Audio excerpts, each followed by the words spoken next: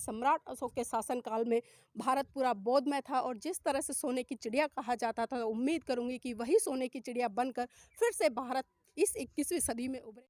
बुद्ध का धम्म एक बार फिर से इस भारत भूमि पर गौरवान्वित होगा और उसे वह उचित स्थान जो कि उससे आज छीन लिया गया है, उसे दोबारा से प्राप्त हो सकेगा। ऑटो वाले भैया से बात की, उसको यहाँ के बारे में पता है कि ये बौद्ध स्थल है, लेकिन शायद ही उसने कभी ये जानने का प्रयास किया हो कि ये बौद्ध स्थल का क्या महत्व है। सम्राट अशोक इतना बड़ा राजा एक धर्म को छोड़कर दूसरे धर्म में कैसे परिवर्तित हो गया, उस धर्म में क्या अवगुण थे जिसको छोड़ा उसने, और इस धर्म में क्या गुण है जिसके लिए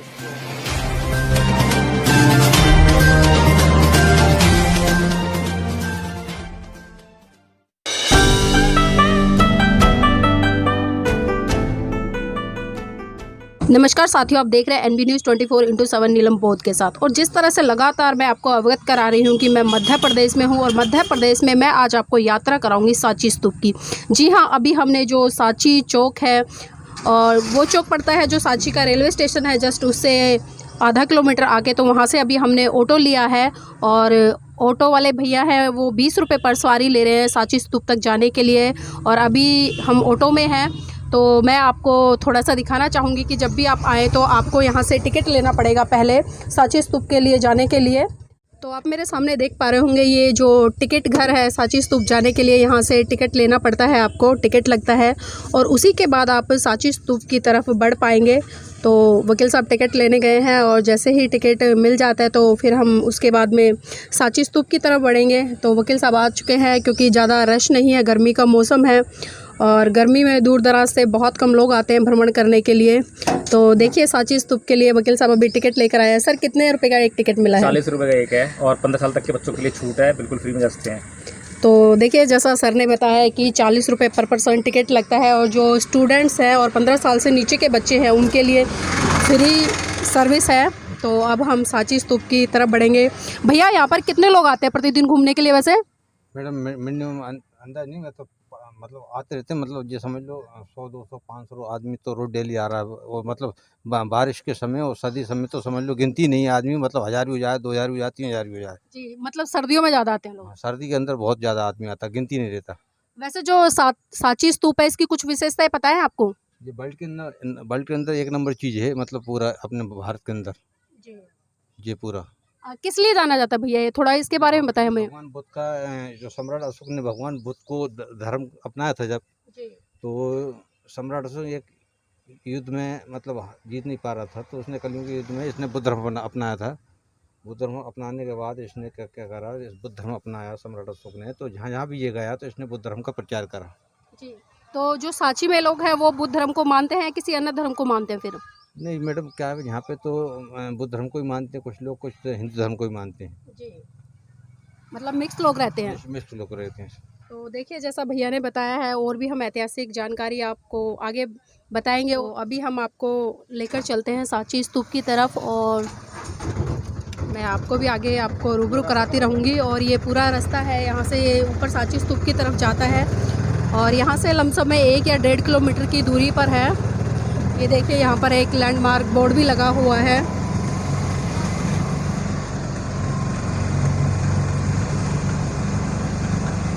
तो धीरे धीरे हम ऊंचाई की तरफ लगातार बढ़ रहे हैं और आप देखिए मेरे साथ में वकील साहब है, मैं चाहूँगी वो थोड़ी देर माइक को संभालें और थोड़ा कमेंट्री करें।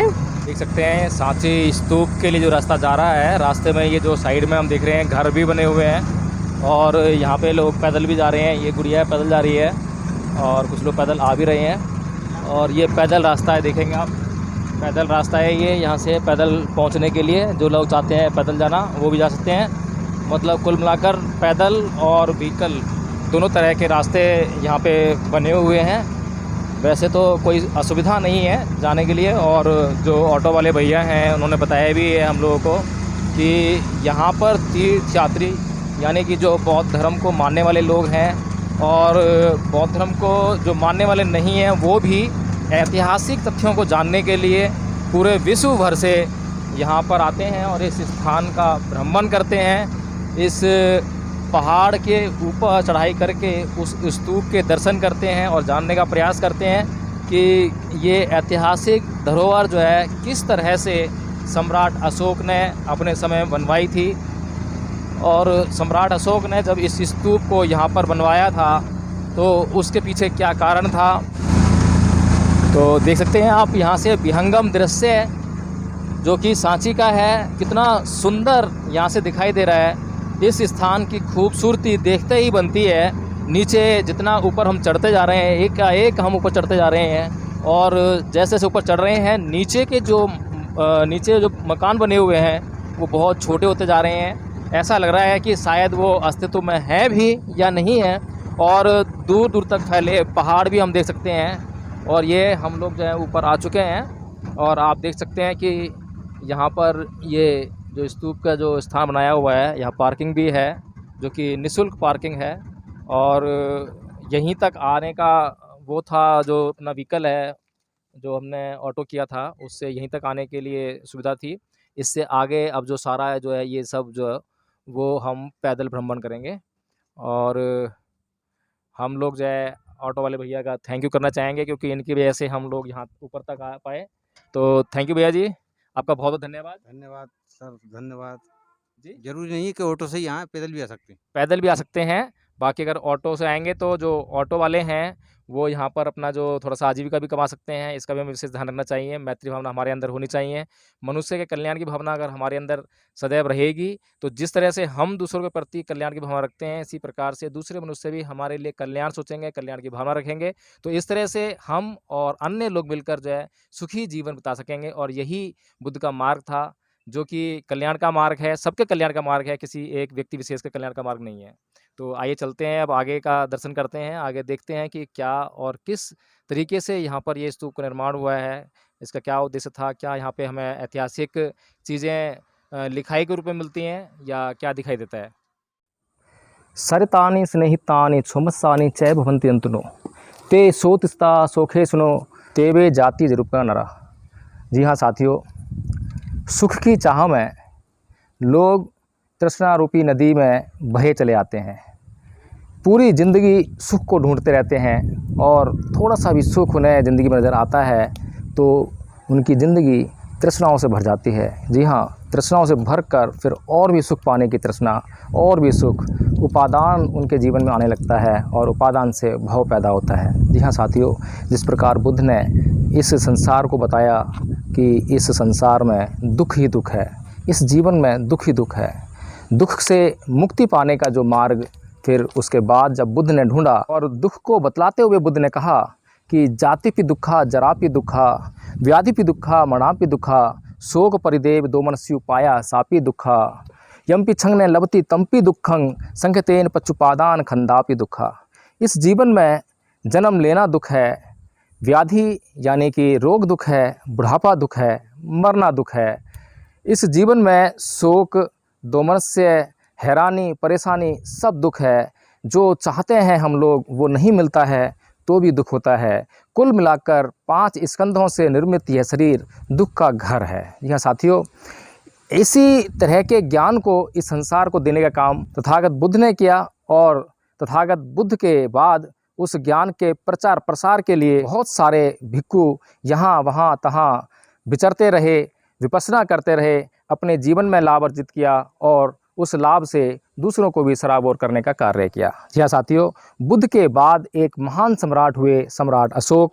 और जब कलिंग युद्ध के बाद उन्होंने हथियार त्याग दिए, हथियार छोड़ दिए, हिंसा का मार्ग त्याग दिया, और उसके बाद जब धम्म का मार्ग उन्होंने अपनाया तो उन्होंने बुद्ध धम्म के प्रचार प्रसार के लिए अनेकों स्थलों का निर्माण कराया। उन्हीं में से एक सांची के स्तूप उन्होंने बनवाए। और आज हम इस जो ये मध्य प्रदेश की विदिशा जगह है, एक अच्छी संपन्न नगरी के रूप में जानी जाती थी किसी समय पर अशोक के टाइम में।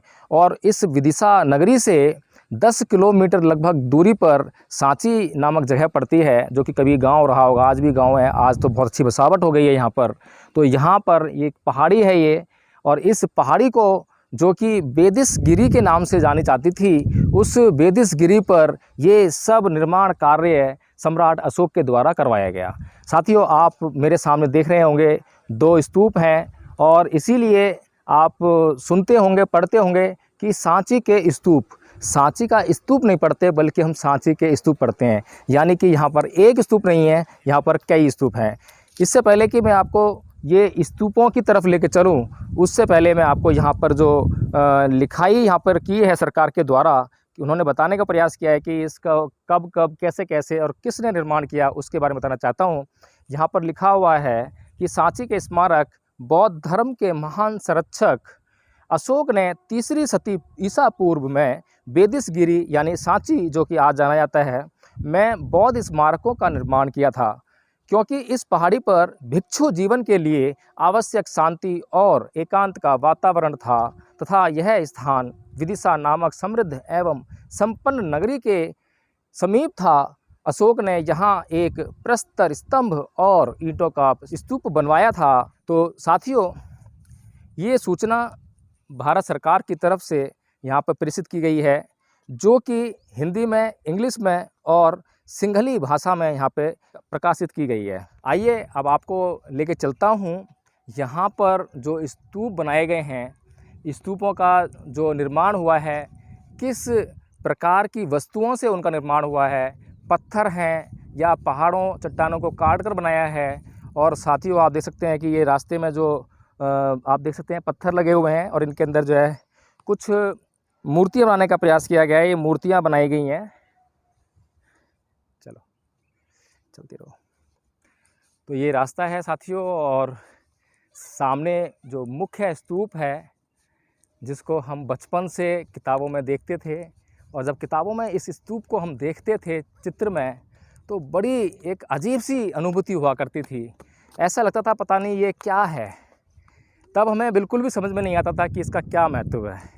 ये बौद्ध विरासत है, जब हमें पता नहीं था, शायद 3री या 4थी क्लास की किताबों में थी। यहाँ पर एक और लेख है, विश्वदाय स्मारक सांची। सांची स्मारक विश्व की सांस्कृतिक एवं प्राकृतिक धरोहर के संरक्षणार्थ कन्वेंशन द्वारा विश्वदाय सूची में नामांकित किया गया है। कोई भी ऐसा स्मारक या प्राकृतिक स्थल जो मानवता के लाभार्थ संरक्षण के योग्य समझा गया हो, का विश्वदाय सूची में नामांकन उसके विशिष्ट सार्वभौमिक महत्व की पुष्टि करता है। तो साथियों, ये जो बात है, इस बात से यह निश्चित हो जाता है, और यह विडंबना है कि जहाँ पर ये इतनी बड़ी विशाल बौद्ध विरासत धरोहर स्थित है, वहाँ के आसपास के लोगों की जो सांस्कृतिक स्थिति के रूप में आप जानेंगे, उनकी धार्मिक स्थिति को जानेंगे, तो आपको बड़ा आश्चर्य होगा। वो इसी प्रकार से आपको आश्चर्य होगा जैसे कि एक कहावत कही जाती है कि दिया तले अंधेरा। जी हाँ साथियों, यहाँ पर ये कहावत भारत के लिए, पूरे भारत के लिए ये जो है सत्य साबित होती है, क्योंकि इतनी ऊंचाई पर, पहाड़ी के शीर्ष पर स्थित ये स्मारक इस बात का द्योतक है कि ये वास्तव में इस मानव जाति के लिए कल्याण हेतु सबसे शीर्ष पर स्थित है। लेकिन इसके नीचे जो लोग विराजमान हैं, इन बस्तियों में जो लोग रहते हैं, वो शायद इस विरासत से बिल्कुल भी परिचित नहीं हैं और शायद ही कभी जानने का प्रयास करते हों।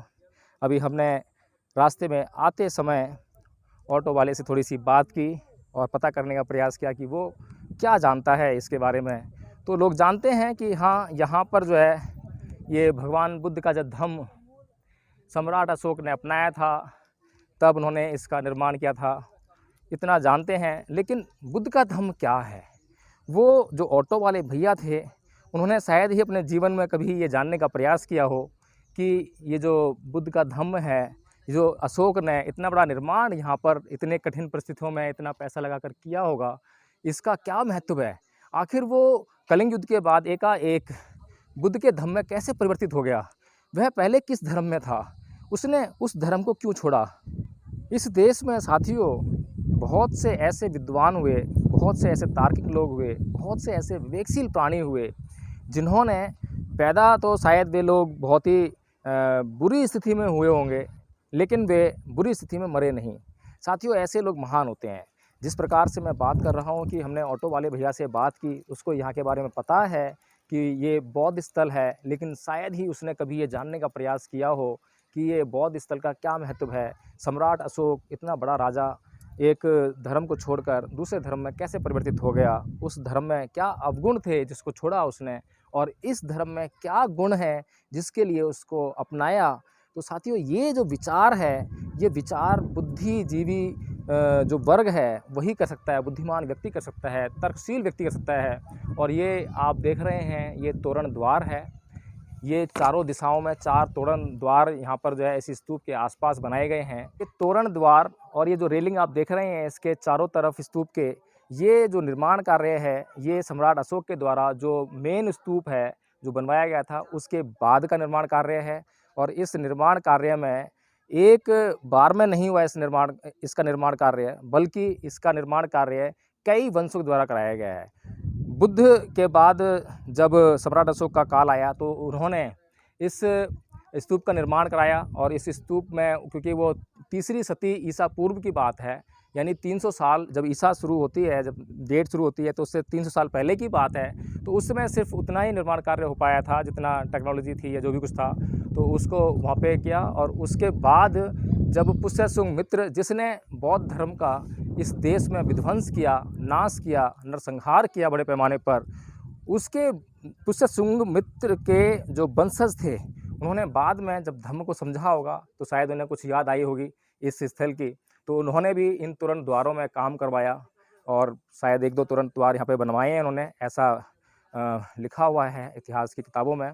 सच्चाई क्या है इसको अच्छी तरह हम नहीं जान सकते हैं, लेकिन इतना ज़रूर है कि उसके बाद पुष्यशुंग मित्र के वंशजों ने कुछ कार्य इसमें किया है। उसके बाद सातवाहन युग में इसमें कुछ जो तोरण द्वार हैं बनवाए गए और उस पर जो आगे जो ये रेलिंग वगैरह है ये लगवाई गई। साथियों, यहाँ पर आप देख सकते हैं अंदर की बुद्ध की मूर्ति स्थापित है, जो कि सातवाहन युग में ये बुद्ध की मूर्ति यहाँ पर बनवाई गई थी। जब सम्राट अशोक ने इस स्तूप को बनवाया था तब ये मूर्ति नहीं थी, क्योंकि उस समय मूर्ति कला इतने विकसित रूप में नहीं थी। और हम जानते हैं कि महाराजा कनिष्क के काल में मूर्ति कला का बहुत विकास हुआ और उसके बाद बुद्ध की मूर्तियों की इस देश में बाढ़ सी आ गई।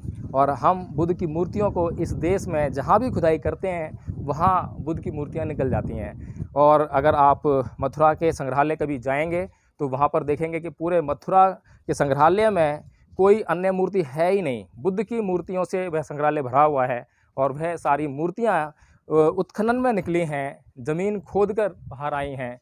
ज़मीन की खुदाई में जो ASI है, आर्कियोलॉजिकल सर्वे ऑफ इंडिया, उसने उत्खनन के द्वारा उन मूर्तियों को निकाला है।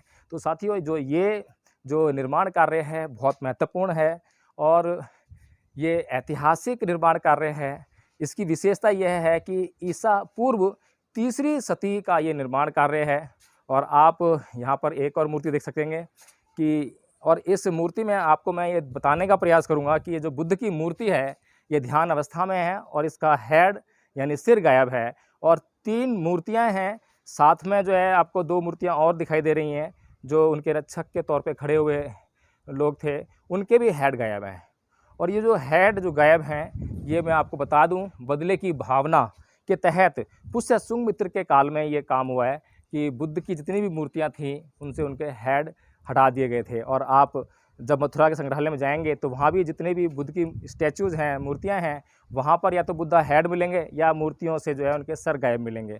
तो बुद्धा हेड जो है ये तभी एग्जिस्टेंस में आए और सिर्फ पूरी दुनिया में सिर्फ बुद्ध के ही हेड मिलते हैं, बुद्ध के ही सिर मिलते हैं। बाकी दुनिया में किसी और देवी देवता या ईश्वर के आपको सिर नहीं मिलेंगे। तो साथियों, ये दूसरा द्वार है। तो ये जो तोरण द्वार है ये पश्चिमी दिशा में स्थित है और पश्चिमी दिशा आप देख सकते हैं कितनी खूबसूरत है। इस द्वार से निकलते ही सामने का दृश्य है, विहंगम दृश्य है और मनोरम है, बहुत ज़्यादा सुंदर लगता है, मेरा मन मोह रहा है। और क्या बताऊं, बस इन पहाड़ों के बीच में जो प्लेन आप देख रहे हैं वहाँ पर कुछ बस्तियाँ बसी हुई हैं, लोग रहते हैं वहाँ पर। और इन सारे पहाड़ों पर, इन ऊंचाइयों पर किसी समय में बौद्ध भिक्षु जाकर एकांतवास करते थे, वहाँ पर ध्यान साधना करते थे, विपश्यना करते थे। तो यहाँ से कुछ दूरी पर, जो कि लगभग 14 किलोमीटर दूर यहाँ से है, सतधारा स्तूप भी आप देख सकते हैं जाकर। यहाँ पर जो है वहाँ पर जो है कुल 27 स्तूप जो है आर्कियोलॉजिकल सर्वे ऑफ इंडिया ने ढूंढे हैं, खोजे हैं और वहाँ पर चिन्हित किए हैं। बहुत विशाल वहाँ पर निर्माण कार्य है। तो साथियों, ये जितनी भी आपको पहाड़ियाँ दिखाई दे रही हैं, इन सभी पहाड़ियों पर कभी ना कभी कुछ ना कुछ बौद्ध धर्म के द्वारा, बौद्ध भिक्षुओं के द्वारा निर्माण कार्य हुआ है, क्योंकि उनके लिए शांतिमय जगह, एकांतवास चाहिए होता है, जहाँ पर वो ध्यान साधना कर सकें, विपश्यना कर सकें, क्योंकि ध्यान साधना के लिए बिल्कुल शांतिपूर्ण माहौल की आवश्यकता होती है और ऐसे शांतिपूर्ण माहौल में ही साधना की जा सकती है, निर्वाण को प्राप्त किया जा सकता है। और जहाँ पर अशांति होती है, शोर शराबा होता है, वहाँ पर ध्यान भंग होता है। तो साथियों, हम जान सकते हैं इन स्थलों का महत्व, क्योंकि ऐसे स्थलों की वजह से ही आज हम बुद्ध के धम्म को जान पाते हैं। यहाँ कुछ पर्यटक भी आए हुए हैं घूमने फिरने के लिए, तो उनसे भी हम आपको मिलवाते हैं। क्या नाम है आपका? हाँ बोलो। सिद्धार्थ ढवड़े। अच्छा, सिद्धार्थ ढोले जी, कहाँ से आए हैं? हम महाराष्ट्र परभनी जिला से आए हैं। तो आप भी बौद्ध धर्म को मानने वाले हैं? हाँ हाँ जी हाँ। इसीलिए इस स्थान को घूमने आए हैं। हाँ, तो क्या जानते हैं इस स्थान के बारे में? ये प्राचीन काल में राजा अशोक ने बनाया हुआ स्तूप है। हमने इसके बारे में पहले सुना था।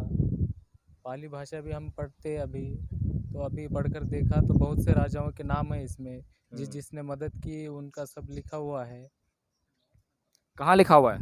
ये पत्थर पे, ये जो पत्थर लगाए हुए हैं वहाँ पर लिखा हुआ है, वो पाली भाषा में वो देख रहे हैं आप, वो लिखा हुआ है। अच्छा, जो कि ब्रह्म लिपि में लिखा हुआ है। हाँ, ब्राह्मी लिपि। अभी उसको पाली भाषा कहते हैं, मगर अभी फ़िलहाल में उसे ब्राह्मी लिपि कहकर लोग जान रहे हैं।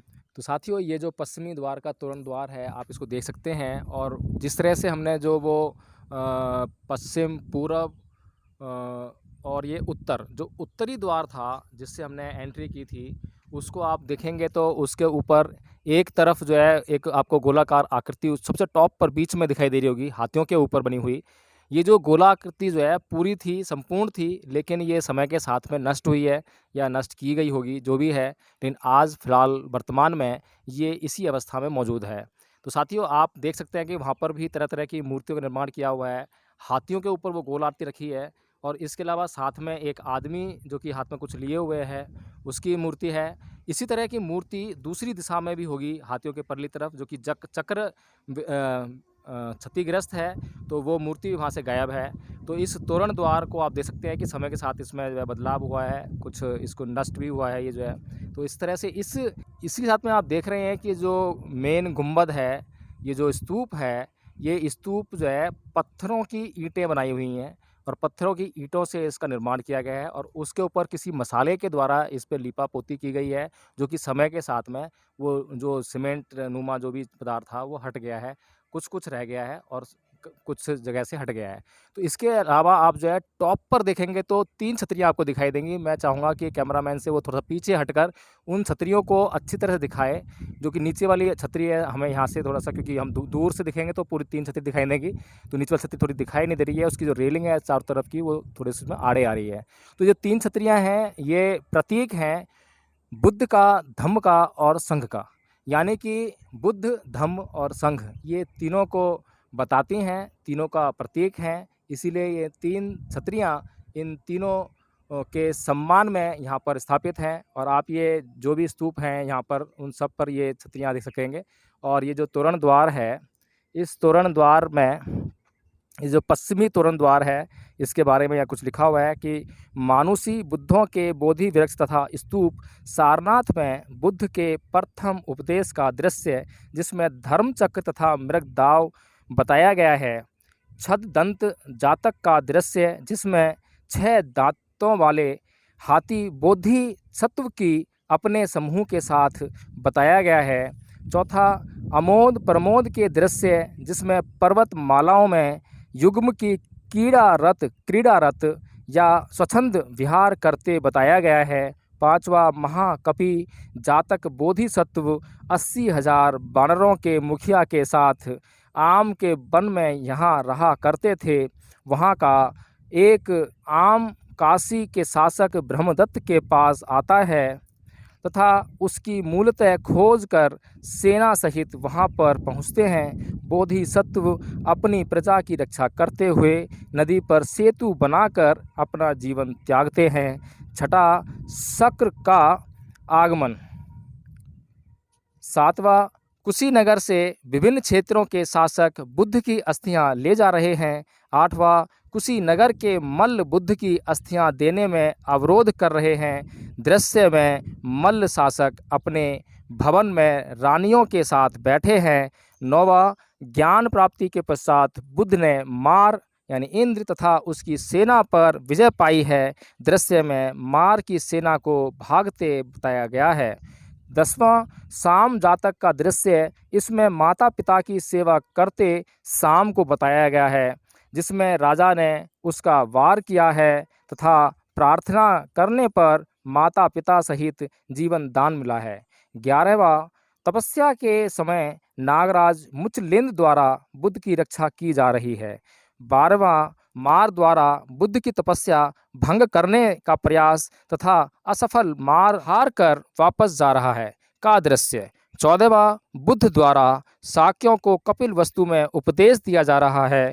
15वां, द्वारपाल ग्रीक वेशभूषा में बताया गया तथा हाथों में आयुध लिए है, परंतु तलवार पर त्रिरत्न चिन्ह होने के कारण वह बौद्ध अनुयायी है। जी हाँ साथियों, ये जो तोरण द्वार है इस पर ये 15 जो बातें हैं, 15 जो घटनाएं हैं, इसका वर्णन है। बहुत ही महत्वपूर्ण है। और इसकी जो रेलिंग आप देख रहे हैं, इस रेलिंग के हर एक पत्थर पर आप देख पा रहे होंगे कि कुछ लिपि में, एक विशेष लिपि जिसे धम्म लिपि कहा जाता है, उसमें कुछ उत्कीर्ण किया हुआ है, लिखा हुआ है, जिसको कि मैं क्योंकि ब्रह्म लिपि नहीं जानता हूँ तो उसको भी पढ़ने में असफल हूँ। ये लिपि धम्म लिपि कहा जाती है, लोग जिसे ब्रह्म लिपि के रूप में जानते हैं, और इसमें भाषा पाली का इस्तेमाल किया गया है, तो आप इसमें देख सकते हैं।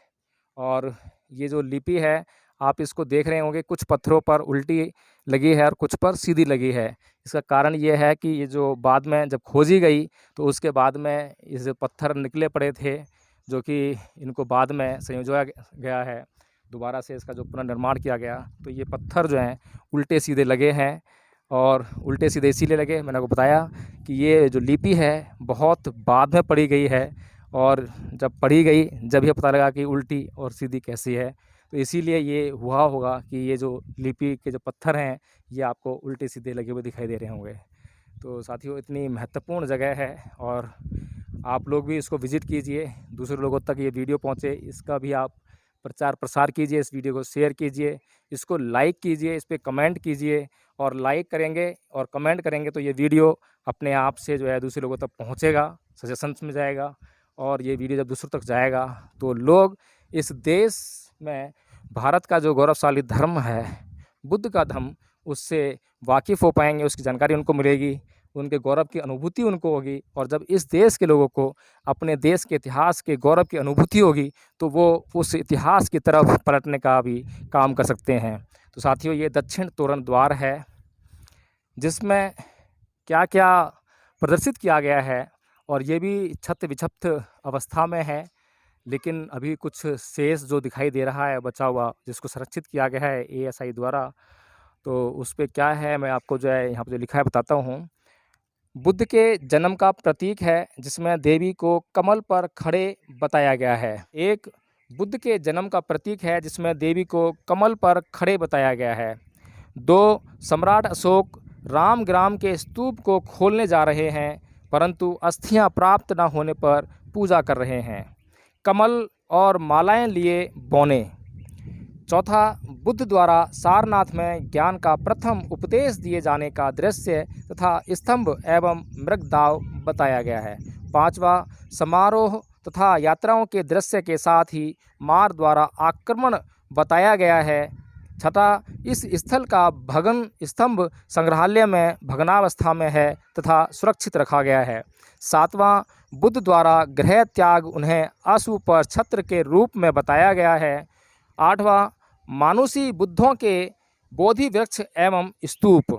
9वां, छद दंत जातक बोधि सत्व को 6 दांतों वाले हाथी के रूप में अपने समूह के साथ वट वृक्ष के जंगल में बताया गया है, जहां छददंत का शिकारी द्वारा वध किया जा रहा है। 10वां, बुद्ध की मृत्यु के पश्चात कुशीनगर में अस्थियों के बंटवारे के लिए युद्ध तथा द्रोण नामक ब्राह्मण के समझाने पर अस्थियों का समान वितरण। तो ये जो दक्षिणी तोरण द्वार है इसका जो नंबर 11 है, क्योंकि इसमें जो है जो द्वार हैं इसमें नंबर डाले गए हैं 1 2 3 4 5 6 7 8 9 10 11 12। तो 12 नंबर में हर एक नंबर में बताया गया है कि इस नंबर में क्या चित्र को दर्शाया गया है। तो अगर यहाँ पर आप आते हैं तो आप जो यहाँ पे लिखा हुआ है उस जो शिलापट है उस के हिसाब से आप जो है इन चित्रों को पहचान सकते हैं। अगर आप वैसे देखेंगे तो आप शायद समझ नहीं पाएंगे इन चित्रों को कि इन चित्रों पर क्या उत्कीर्ण है, क्या दृश्य प्रस्तुत किया गया है, किस सोच के साथ में दृश्य प्रस्तुत किया गया है। तो ये जो हर एक दृश्य है बुद्ध के जीवन की घटनाओं से संबंधित है। तो इसीलिए जो विद्वान हैं जिन्होंने इनको बड़े ध्यान से इन दृश्यों को जो है इनकी स्टडी की और उसके बाद में इन्होंने यहाँ पर ये लिखने का कार्य किया, जिससे कि आप लोग आसानी से समझ सकते हैं कि इन पर क्या दृश्य उत्कीर्ण किए गए हैं। साथियों देख सकते हैं आपके बहुत सारे यहाँ पर स्तूप हैं और ये जो मेन स्तूप है जिसके 4 तोरण द्वार हैं 4 दिशाओं में, इस स्तूप में बुद्ध के अवशेष रखे हुए हैं। और इस यहाँ पर जो है सारिपुत्र और मोगलनयन जो बुद्ध के मुख्य शिष्य थे उनके भी यहाँ पर जो है स्तूप हैं। और आप देख सकते हैं कि स्तूप कितनी भारी मात्रा में बने हुए हैं, छोटे स्तूप, बड़े स्तूप, और सबके एक ही आकृति है, एक ही तरीका है। और यहाँ पर ये 2 शिलाएँ पड़ी हुई हैं। इन शिलाओं के बारे में शिला पट्टिका देख सकते हैं कि बहुत ही चिकना किया हुआ है इनको और बहुत चमक इन पर है, पॉलिश सी की गई है इतने पुराने समय में। और किस तरह से पॉलिश की होगी, बहुत ही अचंभित करने वाले तथ्य हैं। इसके बारे में यहाँ पर कुछ लिखा हुआ है। स्तंभ 10 चुनार के एक ही प्रस्तर खंड से बना है। इस उपद्वार स्तंभ की स्थापना अशोक ने की थी। किसी स्थानीय जमींदार ने भूतकाल में इसे तुड़वा डाला था और आज केवल इसको इसका अधोभाग ही मुक्त स्थिति में है। स्तंभ के अन्य टुकड़े पास ही में रखे हुए हैं।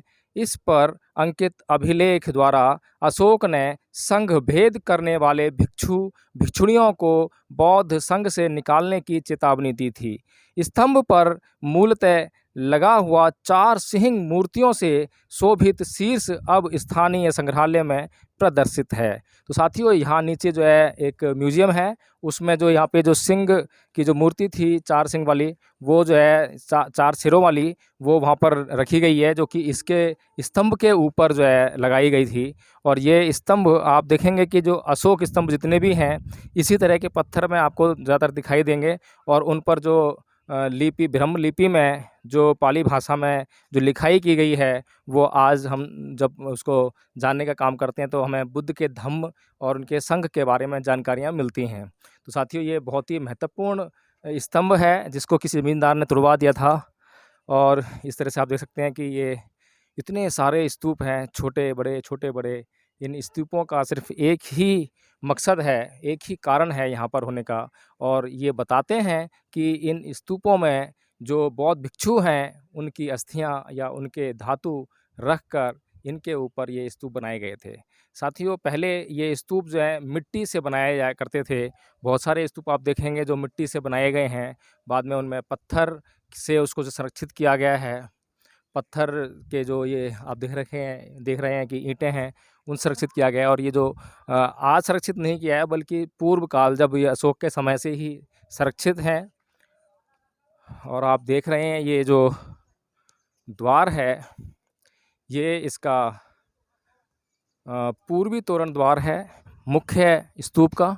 और इस पर जो है आप देख सकते हैं कि चारों द्वार में से सिर्फ जो उत्तरी द्वार है उस पर जो सबसे शीर्ष पर जो कलाकृति सुरक्षित है, थोड़ी बहुत वो भी टूटी हुई है बीच में से।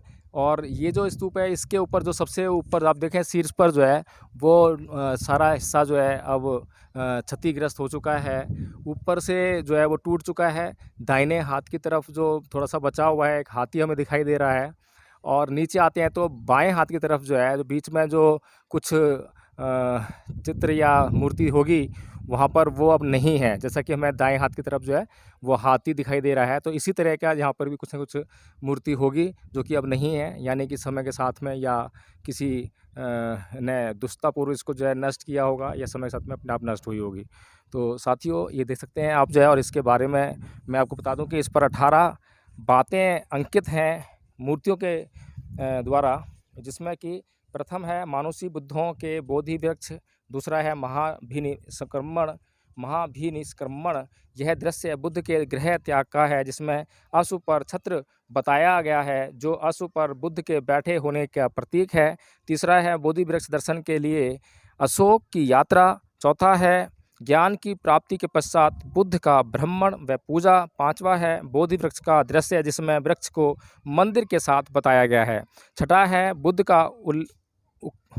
बुद्ध का उर्वेल ग्राम में निरंजना नदी की बाढ़ में चलकर चमत्कार बताना। सातवां है राजकीय समारोह का दृश्य, जिसमें नगर के बाहर राजा को सैनिकों सहित प्रस्थान का दृश्य है। इसमें राजा को बुद्ध की पूजा के लिए जाते हुए बताया है।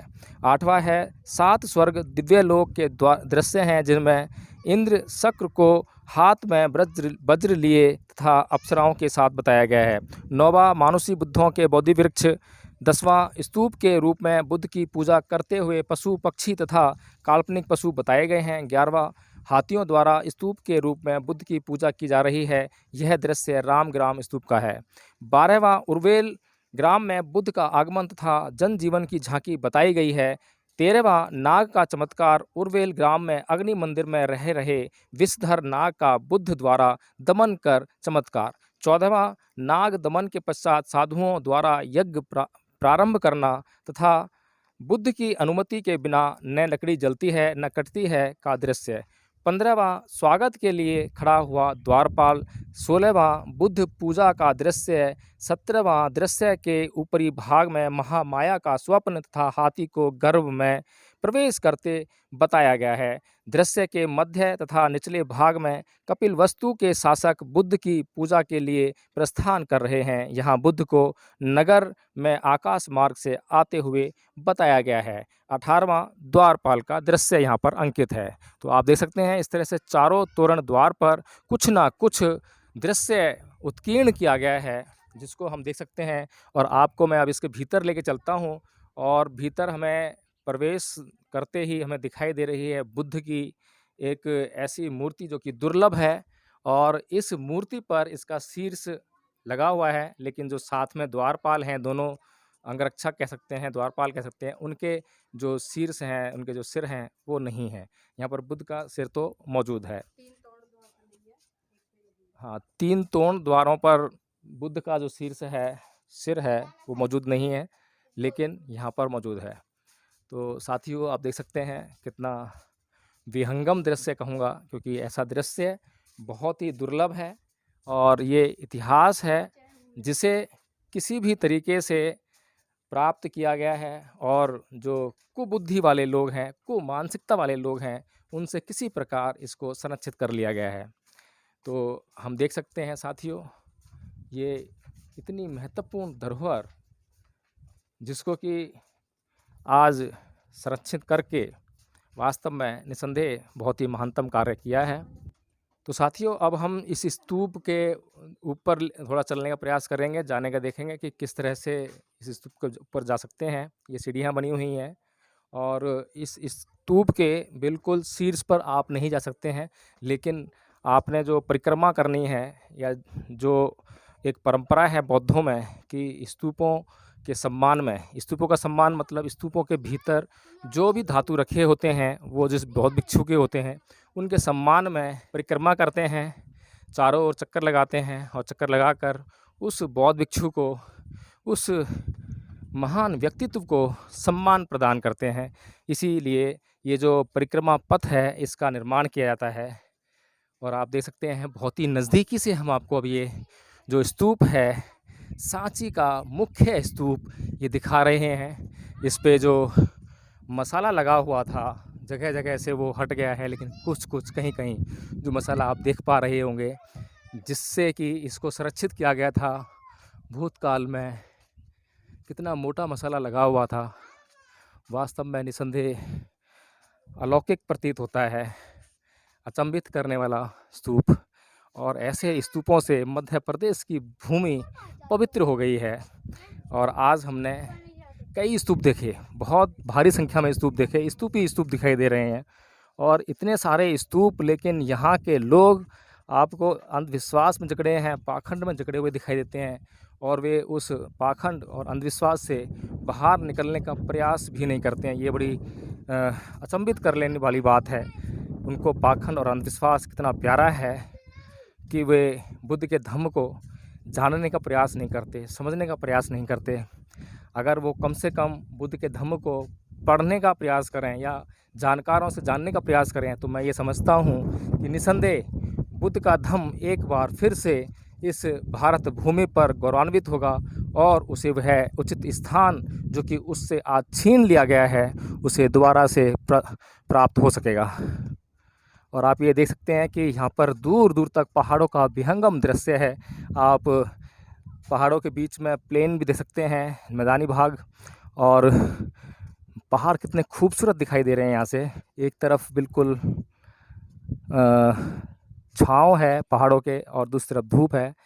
जिस तरफ छाँव है उस तरफ काले काले पहाड़ बहुत ही सुंदर दिखाई दे रहे हैं।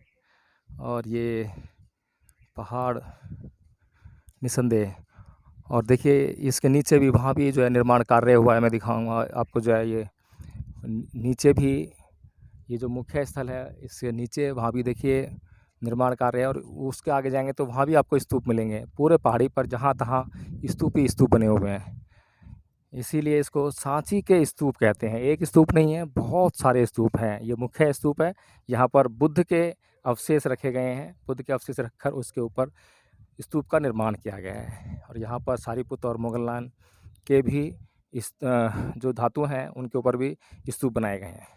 तो ये था सांची का जो ऐतिहासिक इतिहास जिससे आपको हमने रूबरू कराने का काम किया। सांची में साथियों बहुत सारे स्तूप है और मैं आग्रह करूंगी कि आप अगर मध्य प्रदेश में घूमने आते हैं तो अपने इतिहास से जुड़ने का काम कीजिए। भारतवर्ष का जो सच्चा और अच्छा और ये कहूँगी कि गौरवान्वित करने वाला इतिहास है उससे जुड़ने का प्रयास कीजिए, क्योंकि अगर जब तक आप अपने इतिहास को नहीं जानोगे तब तक आप कहीं भी किसी भी रूप में अच्छी और सच्ची क्रांति नहीं कर पाओगे।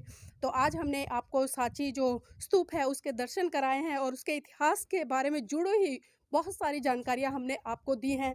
यहाँ पर जितने भी सांची स्तूप पे जो 4 तोरण दीवार लगे हैं उन पे जो इतिहास उकेरा गया है उस इतिहास को भी एडवोकेट जय भीम प्रकाश जी ने बहुत अच्छे तरीके से समझाने का काम किया है। उसको बताया है कि इन जो तोरण द्वार है इन पर क्या क्या लिखा है।